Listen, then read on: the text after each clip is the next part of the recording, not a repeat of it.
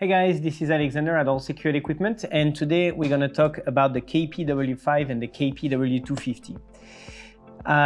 Those two keypads look very similar, however, they have a couple of functions that make them very different for different usage.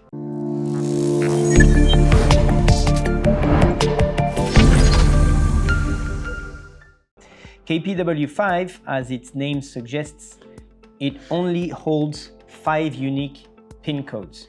KPW50 has 250. Another difference is going to be the construction of the keypad itself. So the KPW5 has a front that is made of metal for a more polished look, and the KPW5 has a front that is plastic, so all plastic. Most of the time, if it's for a personal residence, this will suffice largely. If it's for a more commercial application, we recommend to go with the metal that is more durable and also holds more codes.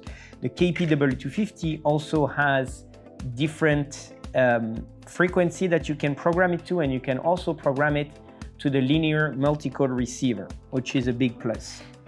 But for all LiftMaster gate operator and garage door opener, those two will work amazing wirelessly, no need to do anything. Just stick it on the wall or on a pedestal and you're ready to go. And in the next few minutes, I'm going to show you how to program it to hear our control box of a LA500. Both of these keypads come from factory programmed to the Security Plus 2.0 system, which is the main system that is being in use for several years now. All right, so in order to program this keypad to the gate operator, the first thing you're gonna have to do is to set your own pin first.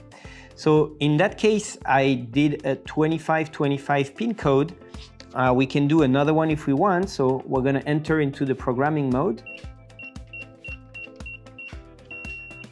Then we're gonna do 01, pound. We're gonna do 3636, pound, 3636, pound again. We heard that long tone, and that means that now the pin has been entered. We're gonna exit the programming mode, and now we're ready to pair the keypad to the gate operator.